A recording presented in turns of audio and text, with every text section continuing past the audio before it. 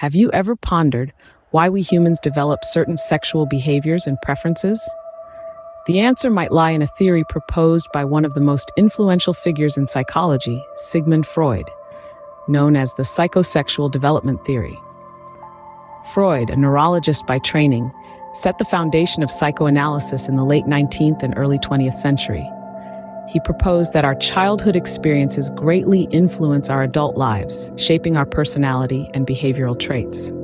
Among his many theories, one that stood out was the psychosexual development theory, which suggests that our sexual preferences and behaviors are formed during the early stages of our life.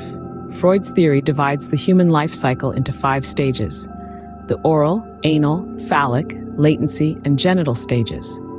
Each stage is associated with a particular erogenous zone, and the way a child's needs are met in these stages can have a significant impact on their adult behavior. The oral stage, occurring from birth to around 18 months, is where the infant's primary interaction with the world is through the mouth. The child derives pleasure from oral activities such as sucking and biting. The anal stage, from 18 months to 3 years, is when the child learns control, particularly over bodily functions. Freud believed that attitudes developed during this stage could lead to an anal retentive or anal expulsive personality in adulthood. The phallic stage, from 3 to 6 years, is when children become aware of their own and others' gender. This stage is also known for the Oedipus and Electra complexes, where children develop a subconscious attraction to the opposite sex parent. The latency stage, from 6 years to puberty, is a period of relative calm. Freud believed that sexual impulses are repressed during this stage, leading to a focus on other areas such as learning and social interaction. Finally, the genital stage, from puberty onwards, is the culmination of the previous stages, where individuals develop a strong sexual interest in others. Fast forward to the 21st century, Freud's theory, while still influential, has met with considerable critique. Child development experts argue that Freud's theory lacks empirical evidence and places too much emphasis on sex and aggression. Others argue that the theory is deterministic, suggesting that early experiences define an individual's fate.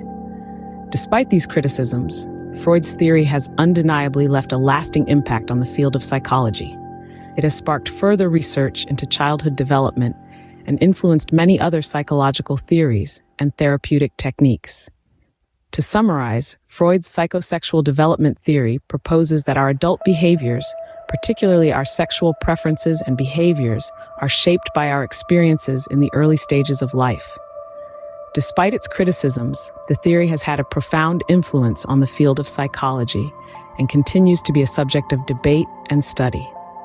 In the grand scheme of things, Freud's theory is a reminder of how complex human beings are. It prompts us to consider how our early life experiences might shape who we are today, and how understanding these developmental stages might help us better understand ourselves and others. And with that, we conclude our journey through the psychosexual development theory. A fascinating theory, steeped in controversy, yet undeniably influential. It continues to provoke discussions and stimulate research in the field of psychology.